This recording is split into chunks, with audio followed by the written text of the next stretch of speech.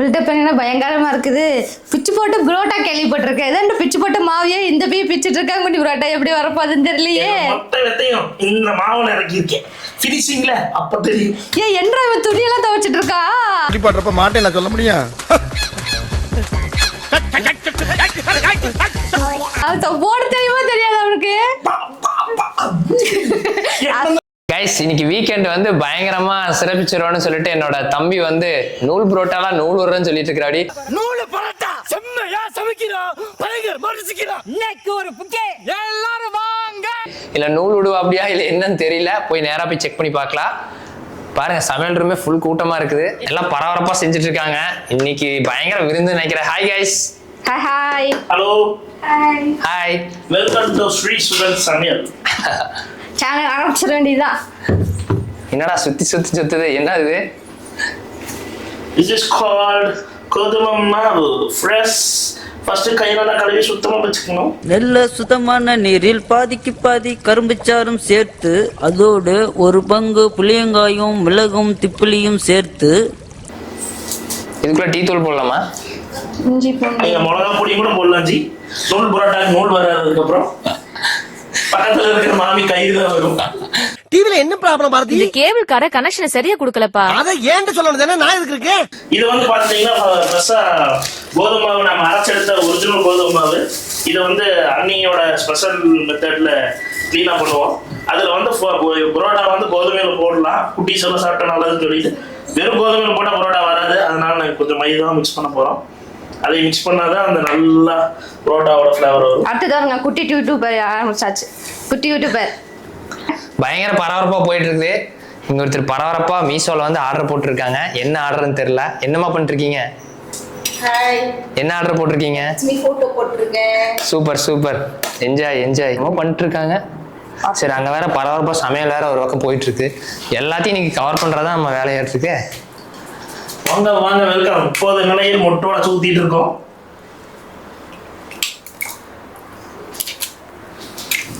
நாங்கள் இப்போ ஒரு ஃபேமிலியாக சேர்ந்தோன்னா ஏதோ ஒரு டிஃப்ரெண்ட்டான ஃபுட் ஐட்டம் ட்ரை பண்ணி பார்ப்போமா. ஸோ எங்களோட குழந்தைனாரும் வந்திருக்கிறங்காட்டிக்கு இன்றைக்கி நம்மளுக்கு குக்கிங் ஹெல்ப் பண்ணுறாரு. சூப்பர். அதனால டிஃப்ரெண்ட்டாக நம்ம புரோட்டா தான் செய்ய போகிறோம் இன்னைக்கு. அது மாதிரி நூல் புரோட்டான்னு சம்திங் என்னமோ பேர் சொல்கிறாரு. இல்லை நூல் புரோட்டா வரப்போறா இல்லை நூலாக போக போதான்னு செஞ்சதுக்கு அப்புறமேல தான் தெரியும். அதுக்கான ப்ரிப்பரேஷன் தான் இப்போ போயிட்டு இருக்கு. கோதுமாவும் ஒரு 3/4 பங்கு கோதுமை எடுத்துருக்கோம். 1/4 பங்கு மட்டும் மைதா எடுத்துருக்கோம். ஏன்னா கொஞ்சம் மைதா ஆட் பண்ணாதான் அந்த ஒரு டேஸ்ட் வருங்கிறதுக்காக 3 ஊற்றிருக்கோம். அதுக்கப்புறம் எண்ணெய் போட்டு உப்பு சர்க்கரை எல்லாம் போட்டு பிணைந்து கொண்டிருக்கோம். ஒரு 1 மணி நேரம் அப்படியே மிக்ஸ் பண்ணி ஊற வச்சிடலாம். அதுக்கு வந்து சைட் டிஷ்ஷா நம்ம குடமிளகா, கேரட், பீன்ஸ், அப்புறம் உருளைக்கிழங்கு அது எல்லாத்தையுமே போட்டு நம்ம சூப்பரான ஒரு வெஜ் குருமா தான் செய்ய போறோம். உடுப்பி ஸ்டைல் இருக்குமா இல்ல வந்து இப்ப நான் என்ன உங்கள்ட்ட சொல்றது? வேற என்ன ஆப்போசிட்டா இருக்கு. ஆமா, அதனால நம்ம இப்ப இருக்கிறத வச்சு ப்ரிப்பேர் பண்ண போறோம். ஃபர்ஸ்ட் வந்து மாவு பிணைஞ்சு விட்டோம்னா அது ஊறிட்டு இருக்கும். நெக்ஸ்ட் வந்து நம்ம இது எல்லாத்தையும் வச்சு தாளிச்சு விட்டலாம், குருமா செஞ்சிடலாம். சரி, இப்ப நான் இதெல்லாம் தேங்காயில அரைச்சு வச்சிட கௌசி. நீங்க ஆக்சுவலா பார்த்தா கௌசி வந்து எனக்கு அசிஸ்டன்ட். நான் தான் ஃபுல் மேனேஜ்மெண்ட். ஏதா இருந்தாலும் தெளிவா என்கிட்ட கேளுங்க. ஒரு துளி கூட கையில மாவு ஓட்டல, பேச்ச பாருங்க. பேச்சு மட்டும் தான் நம்மளோட வீச் எல்லாம் நீங்க தான். அது பின்னாடி கொண்டாந்து வைப்பாங்க. நல்லா குற்றாலத்தில் இருக்க வேண்டியதெல்லாம் இங்க வந்து ஏன் அவசரம் வாங்குறீங்களா? அமைதியா வேலை பாருங்க. அப்புறம் செஞ்சுக்கலாம். மியூசிக் டைரக்டர் வந்து மியூசிக் டைரக்டர் வந்து கையை இப்படி இப்படி மட்டும் தான் பண்ணணும். எல்லா ஆக்ஷனும் பண்ணக்கூடாது. தேங்காய் வெட்ட இடத்துல கரண்டிக்கு என்ன வேலை? ஏன் உங்களையெல்லாம் சமையல்காரர் ஆக்கிற மாதிரி நான் இவங்களை நம்பி நான் எவ்வளவு பெரிய இன்வெஸ்ட்மெண்ட் பண்ணி என்ன பண்றது தெரியல. தேங்காய் ஏண்டா தப்புப்பட்டிருக்க? இப்பதான் சொல்லிட்டு போனேன். டேய் கெஞ்சி கெதறி கூத்தாடி கையை பிடிச்சி காலை பிடிச்சி இந்த கான்ட்ராக்ட் வாங்கிக்கேன்டா. 1 லட்ச ரூபாய் கான்ட்ராக்டா? அதுல மண்ணள்ளி போட்டாங்களா? ஒரு சொன்ன ஒரு ஆள் தேங்காய் ஓடிட்டு இருக்கு, ஒரு ஆள் மாவு சொன்னா என்ன ஓடிட்டு இருக்கு. பரபரப்பா போகுது. சும்மா தான் இருக்கு. அந்த மிக்ஸி எடுத்து கொடு. அப்ரூட்டா கட் பண்ணுங்க. இல்ல அப்படியே ஒவ்வொரு டப்பா உனக்கு வேலை கொடுக்குற மாதிரி ஒவ்வொரு டப்பால ஒவ்வொரு திங்ஸ் நம்மளுக்கு எதாவது வேணுமோ அதெல்லாத்தையும் கட் கொடுத்து நாங்க 2 பேர் தான்ப்பா. மேனேஜ்மெண்ட் மட்டும் தான் நாங்க. அசிஸ்டன்ட் எல்லாம் நீங்க. தெளிவா வெட்டுங்க. தேங்காய் இந்த பதத்தை வரக்கூடாது. ஒரு நிமிஷம் இருங்க, ஒரு நிமிஷம். தேங்காய் இப்படி தான் தோண்டுவீங்களா? ஏன்டாமா நீங்க இப்படி பண்றீங்க? இத்தனை காலமா நீங்க சமையல் போச்சுக்கிறீங்க. நைட்டுக்குள்ள சாப்பிட்டுருவோம் நினைக்கிறேன். நோண்டி எடுக்கவும் பின்பு பத்திரமாக வைக்கவும். சாரிங்க, இப்படி தோண்டிட்டு இருக்கு. முழு தேங்காய் 1 நிமிஷத்துல தோண்டி எடுக்கிறதா டேலண்ட். புரிஞ்சுங்களா? காலிடப்பா டஸ்ட்பின்ல தான் போடும். ஜி அப்படிங்க வாங்க ஜி. அதை பண்றேன் இதை பண்றேன்ட்டு ரொம்ப நேரமா ஒரு ஆள் ஒண்ணும் பண்ணாமே சும்மா சும்மாவே இருந்துட்டு எல்லாத்தையும் மேனேஜ்மெண்ட் பண்ணிட்டு இருக்கப்பா. அங்க எடுத்து வைங்க, இங்க எடுத்து வைங்க.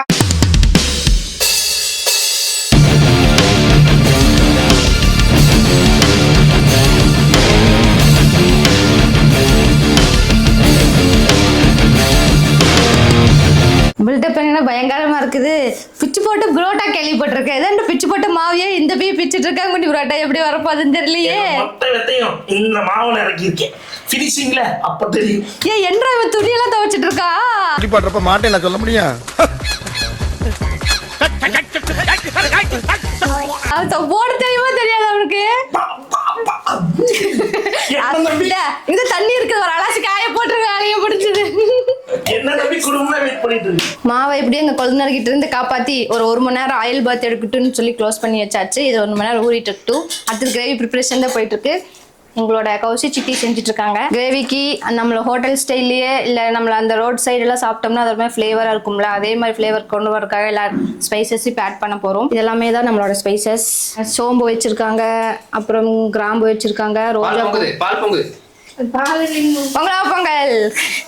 ஸோ அதே மாதிரி ரோட் சைடில் இருக்கிற ஃப்ளேவர் கொண்டு வரக்காக நம்மளுக்கு சில ஸ்பைசஸ்லாம் போட்டு நம்ம ஃப்ரை பண்ணணும். அதுக்காக வந்து சோம்பு இருக்குது, ரோஜா புயதல் இருக்குது, கிராம்பு, ஒரு ஏலக்காய் பிச்சு வச்சுருக்காங்க, பிரியாணி இலை, பட்டை இருக்குது, அன்னாச்சி பூ இருந்தால் போட்டுக்கோங்க. இது எல்லாத்தையும் இப்போ ஃப்ரை பண்ண போகிறோம். ஆமாம், அதை பாட்டுக்கிற கேப்புக்குள்ளே சோயாபீன் சார் பொங்கல் பொங்கிடுச்சுங்க. இதுவும் நடக்கும், அதெல்லாம் கண்டுக்கூடாது. தான் வந்து ஸ்பைசஸ்க்கு அப்புறம் கட் பண்ணி வச்சிருக்கிற பெரிய வெங்காயத்தை வந்து போட்டிருக்காங்க. பச்சை மிளகாய் 2 எடுத்து கீறி வச்சிருக்கோம், அதையும் போட்டாச்சு.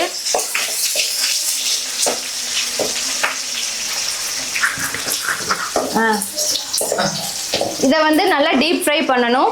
நம்ம பிரியாணிக்கு எப்படி கொண்டு வருவோம் அதே மாதிரி ஆனியன் எல்லாம் நல்லா ஃப்ரை ஆகணும். நெக்ஸ்ட் நம்ம கிரேவிக்குள்ள வந்து கொஞ்சமா அந்த ஆனியன், டொமேட்டோ, அது போக மறுபடியும் ஸ்பைசஸ் எல்லாத்தையுமே ஆட் பண்ணி நம்ம அதில் அரைச்சி ஊற்ற போகிறோம். இதில் என்னென்ன ஆட் பண்ணியிருக்கேன்னு பார்த்தீங்கன்னா கறி மசால் இருக்குது, அதுக்கப்புறம் சிக்கன் மசால் போட்டிருக்காங்க, பட்டை, கிராம்பு, சோம்பு, அப்புறம் இஞ்சி பூண்டு, தக்காளி கொஞ்சம், பெரிய வெங்காயம் கொஞ்சம். இது எல்லாத்தையுமே இப்போ நம்ம அரைச்சிடலாம். இதில் என்ன அரைச்சி வச்சிருக்கேன்னா ஒரு மூடி தேங்காய் ஃபுல்லாக போட்டாச்சு, அதுக்கப்புறம் ஒரு கைப்பிடி ஃபுல்லாக கடலை போட்டாச்சு, ஏலக்காய், கசகசா, முந்திரி, அது எல்லாத்தையும் ஃபைன் பேஸ்ட்டாக அரைச்சி வச்சிருக்கோம். இது எல்லாத்தையும் ஃபைனலாக தான் ஊற்ற போகிறோம். ஃப்ரை ஆயிடுச்சு அதனால நெக்ஸ்ட் நம்ம 1 by 1 ஆட் பண்ண போகிறோம். நெக்ஸ்ட் வந்து நம்ம தக்காளி தான் இப்போ ஆட் பண்ணியிருக்கோம். இஞ்சி பூண்டு எல்லாமே நமக்கு அதில் இருக்குது. இது நல்லா ஃப்ரை ஆகட்டும். ஃபஸ்ட்டு ஸ்மாஷி ஆகணும் தக்காளி.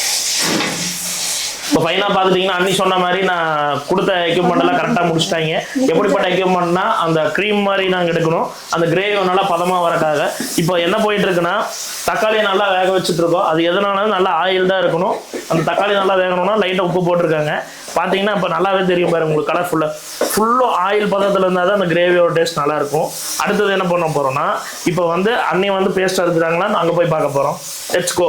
கொஞ்சம் தருன்னு இருக்கலாம், நல்லா ஃபைன் பேஸ்ட்டாக அரைக்கணும், நல்லா இஞ்சி பூண்டுலாம் அரைப்படணும். அதுக்காக இன்னொரு டைம் போட்டுடலாம்.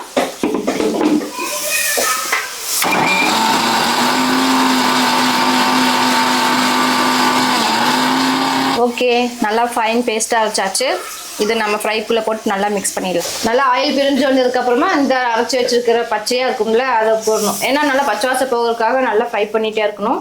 இல்லைன்னா பச்சை வாசம் அடிக்கும். நம்ம எல்லாமே ராவாக தான் போட்டு அரைச்சிருக்கோம். குருமால நம்ம சோயாபீன்ஸ் ஆட் பண்ண போகிறோம். ஸோ அது நல்லா பாயில் ஆயிடுச்சு. இது வந்து ஃபில்டர் பண்ணி வச்சுக்கலாம். இதில் ஒரு மெயினான விஷயம் என்னன்னா ஆவி பறக்க இருந்தாலும் எங்கள் அண்ணி வெறுங்கையில் தான் தூக்குவாங்க.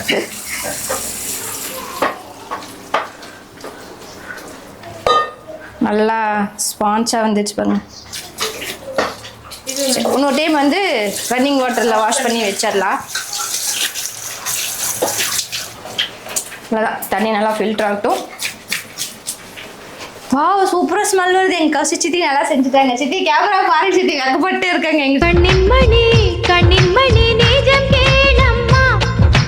சித்தி ஏன் கௌசி சித்திக்கு மட்டும் சொல்றீங்களா? இதோட ரெசிபியோட மேனேஜ்மெண்ட்டே சுகன் பிரசாத் மட்டும்தான். ஸ்டார்ட் ஆகுதுல நீங்க அதே தான சொல்லிட்டு இருக்கீங்க. அது போடுங்க. இப்போ வந்து பாத்துட்டீங்கன்னா எப்படி குடமிளகா போடுறாங்க ஆட் பண்ணிட்டு இருக்காங்கப்பா. எல்லாத்துக்கும் எனக்கு ரொம்ப பிடிக்கும் குடமிளகாலாம். உங்களுக்கு யாருக்கு பிடிக்கும்னு சொல்லி கமெண்ட் பண்ணுங்க மறக்காம. ஆக்சுவலாக பார்த்தா நான் சொன்னதுக்கு அப்புறம் தான் குடமிளகா போட்டாங்க. அதையும் நீங்க வியூவர்ஸ் நல்லா நோட் பண்ணிருப்பீங்கன்னு நினைக்கிறேன். கொஞ்சம் சவுண்டா இருக்கும், ஏன்னா குழந்தைங்களாம் அவங்களோட ஃப்ரெண்ட்ஸோட விளையாண்டு இருக்காங்க. நல்லா அது போட்டு ஒரு 2 வதக்கு, அப்படி ஒரு வதக்கு, இப்படி ஒரு வதக்கி முடிச்சதுக்கு அப்புறம் என்ன பண்றோம்னா மிச்சம் இருக்கிற வெஜிடபிள்ஸ் எல்லாத்தையுமே ஆட் பண்ணலாம்.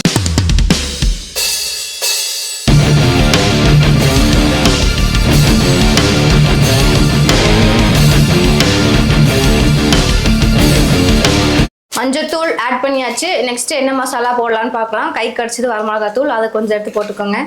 இப்போ கிடைக்காதெல்லாம் போடுறீங்க, ரெசிபியாக போடுறது இல்லை. பாருங்க எவ்வளோ ஸ்டாக் வச்சிருக்கேன்னு தேடி கண்டுபிடிக்கணும்ல. டேஸ்ட்டாக செய்யணுமா இல்லை எல்லாத்தையும் வாங்கி வச்சுக்கணும், அப்போதான் பில்டப்பாக இருக்கும். வெறும் 2 மசாலா மட்டும் போதும். மற்ற எல்லாமே நாங்கள் வந்து ராவா போட்டு அரைச்சிருக்கோம்ல, அதுக்கு போகும். அதிகமாக போட்டு அப்புறம் கசப்பு சுவை வந்துடும், அதனால லைட்டாக போட்டுக்கலாம். நம்ம மிக்சியில் அரைச்சி வச்சுருந்தது எல்லாத்தையுமே வந்து வாட்டர் ஊற்றி இன்னும் கொஞ்சம் இருக்குது எல்லாத்தையும் வெஜிடபிள்ஸ் வேகிறதுக்காக ஊற்றியாச்சு. அதை அப்படியே மூடி வச்சிடலாம், வெஜிடபிள்ஸ்லாம் வேகட்டும். அண்ணே அப்படியே மூடி வைக்காதீங்க, அந்த கரண்டி எடுத்து வச்சு மூடி வைங்க. தம்பி எடுக்க சும்மா தான் இருக்கிறீங்க. நானும் பார்த்துட்டு இருக்கேன், நீங்களும் ரொம்ப நேரம் சும்மா தான் நின்றுருக்கீங்க. நான் சொல்கிற ரெசிபிஸ் எல்லாம் கரெக்டாக பண்ணிட்டு இருக்காங்கன்னு நினைக்கிறேன். ஃபினிஷிங்கில் நான் மறுபடியும் வருவேன். கேமராமேனு கரண்டி கொடுங்க, ரொம்ப நேரம் கேமரா வச்சுட்டு இருக்கிறாங்க. வாங்க கேமராமேன் வாங்க. ஓவர் பில்டப்பாக விடுறாங்களா? நான் கேமராமேனு கேமரா எடுத்துட்டு நின்றுக்கிறது எல்லாத்துலேயும் ஜஸ்ட் கேட்பாங்க இருக்கு. சரி, சமைக்கிறதுல பயங்கர பிஸியா இருக்கீங்க. உங்களோட அறிவுக்கு ஒரு கொஸ்டின். மேங்கோ வந்து எந்த கண்ட்ரில இருந்து ஆரிஜினேட் ஆச்சு? சேலத்துலேருந்து, அது கூட தெரியாதா? கண்ட்ரி சேலமா? டேய் எங்க ஃபேமஸ் சொல்லிட்டு இருக்கப்பா. என்ன கண்ட்ரி, எந்த நாட்டுல இருந்து வந்துச்சுன்னு கேக்குறேன். சேலம் எங்க இருக்கு? புத்திசாலி இருக்கீங்க. சரி சேலம் எங்க இருக்கு? தமிழ்நாடு தான், அதனால தமிழ்நாடு தான் கரெக்ட்டா. ஃபேமிலில புத்திசாலி ஆளுங்க வார்த்தைங்களா? மாவட்டத்தை சொல்லிட்டு இருக்குது கண்ட்ரி. நான் மாவட்டம் சொல்லிங்க, ஃபேமஸான இடம் வந்து சேலம் தானே, அது ரிலேட் பண்ணி சொன்னேன். அப்ப தமிழ்நாட்டுக்குள்ள தான் சேலம் இருக்குது, எனக்கு தெரிஞ்சு தமிழ்நாடு தான் கரெக்ட்டா. நீ எத்தனாவது படிச்சிருக்க? நான் 7வது பாஸ்னே. அடே வண்டூருட்டான் தலையா, நான் எஸ்எஸ்எல்சிடா. நீங்க எஸ்எஸ்எல்சி ஃபெயில்னே, நான் 7வது பாஸ்னே. எந்த நாட்டுல இருந்து வந்துச்சுன்னு நான் கேட்டேன். இந்தியாவா? மலேசியா? இந்தியா. நான் சேலம் வந்து இந்தியால இருக்கிறங்காட்டிக்கு நான் அப்படி வரேன். நான் ஃபேமஸ் தமிழ்நாட்டுல. சரி, அது எல்லாமே இதுதானே, இந்தியா தானே. இந்தியா வந்து Bangladesh, Myanmar and north eastern India. இவ்வளவு கஷ்டமான கேள்வி எல்லாம் கேட்டா எப்படி பங்களாதேஷ் சொல்றப்போ நீங்க பதில் சொல்லிட்டு இருக்கிறீங்க. இப்ப சமையலுக்கும் அப்படியே தான் பண்ணிட்டு இருக்கிறீங்க எல்லாத்துலயும். அம்மடியும் இந்த அம்மடியோட சேர்ந்து நான் சொன்னது தப்பா போச்சு. நீ அடுத்து தான் புரோட்டா போட்டு எப்படி வருது தெரியல. புரோட்டா பிஞ்சு போச்சுன்னா எல்லாம் எண்ணெய் ரவுண்டு கட்டிடுவான்னு நினைக்கிறேன். குக் ஆகிட்டு இருக்குதுல, பசிக்குது, ஸ்மெல் வேற நல்லா வருது. இப்பவே பசி ஸ்டார்ட் ஆகுது. 10 மினிட்ஸ் ஆயிருக்கு ரெடி ஆகிறதுக்கு. இன்னும் 10 நிமிஷம் ஆகுமா? புரோட்டா வேலையும் எத்தனை நாள் செய்வான் தெரியல. ரெசிபி எப்படி தூக்கலா இருக்கா? இப்ப பசி எடுத்ததுன்னா நாளைக்கு வரைக்கும் பசிக்கணும். ஏன்னா நான் செஞ்சு முடிக்கிறேன் நாளைக்கு காலையில. ஏங்க நீங்க அதுக்குள்ள புரோட்டா மாவு இது பண்ணிருங்க. பண்ணிடலாம் வெயிட் பண்ணுமா. நீ அந்த சோயாபீன்ஸ் போட்டுலாமாப்பா? இல்லம்மா வெயிட் பண்ணுமா. நான் சொல்ற மாதிரி பண்ணுங்க. வாங்கி போட்டுருங்க. சரி ஓகேப்பா. புரோட்டா டிஷ் செய்றீங்களா? எஸ். அது எந்த நாட்டுல இருந்து வந்துச்சு? புரோட்டா கேரளாவா? நான் சின்ன வயசுல ஒரு ஹோட்டல் ஸ்டேட்டே சொல்றேன். எந்த கண்ட்ரில இருந்து வந்துச்சுனால இந்த பிள்ளைக்கு முதல்ல ஏபிசி சொல்லுங்க. புரோட்டா எந்த கண்ட்ரில ஃபர்ஸ்ட் பண்ணாங்கன்னா ரஷ்யன்ல வந்து உருவாக்குனாங்க அந்த புரோட்டா மாவு. நெக்ஸ்ட் அடுத்து சொல்லுங்க. எனக்கு தெரியலங்க. நீங்க ஆவனா டிஸ்ட்ரிக்ட் ஸ்டேட் சொல்லிட்டு இருக்கீங்க. கவசி நீங்க சொல்லுங்க. புரோட்டா எந்த கண்ட்ரில இருந்து வந்துச்சுன்னா மியான்மர். மியான்மர்.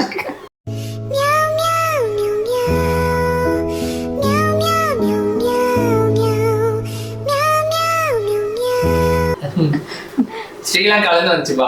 ஸ்ரீலங்கால தான் புரோட்டா இருக்கா? ஆமா. அப்ப ஸ்ரீலங்கா போறோம், இந்தியாவுக்கு புரோட்டா இன்ட்ரோடியூஸ் பண்ணி விட்டுருக்காங்க. சரி, அப்ப ஸ்ரீலங்கா அடுத்த ட்ரிப் போறோம், புரோட்டா சாப்பிடுறோம். ஸ்ரீலங்கா எதுக்கு போறேன்? நம்ம வீட்டுல புரோட்டா இருக்கு, இன்னைக்கு சாப்பிடுறோம், சாப்பிட்ட வீடியோ போடுறோம். ஸ்ரீலங்காவா இல்ல இந்த ஊரா, இந்த வீடானு பிகேஎஸ்எஸ் ஆனு நல்லா பூ மாதிரி தூவி விட்டீங்கன்னா சோயா நல்லா பக்குவமா வரும்.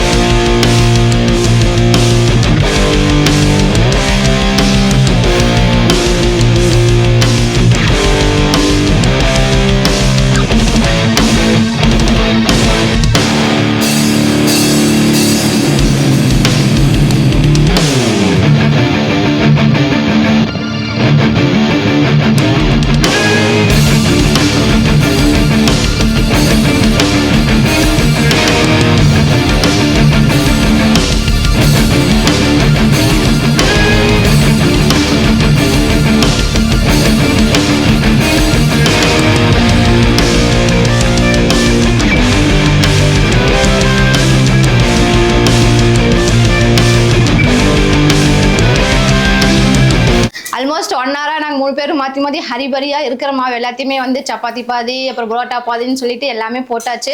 இனி வந்து என்ன டைமிங்னா நம்மளோட சாப்பிட்டு பார்க்க டைம் தான். சரி சாப்பிட்டு எவ்வளோ டேஸ்ட்டாக இருந்திருக்கு, கடையில் சாப்பிட்ற அளவுக்கு ஃபீல் இருக்கா இல்லை அதோட அளவுக்கு பாதியாவது வந்திருக்கு அப்படின்னு நம்ம டேஸ்ட் பண்ணி பார்த்தலாம். கமான், சப்பாத்தி ஒன்று போட்டாச்சு.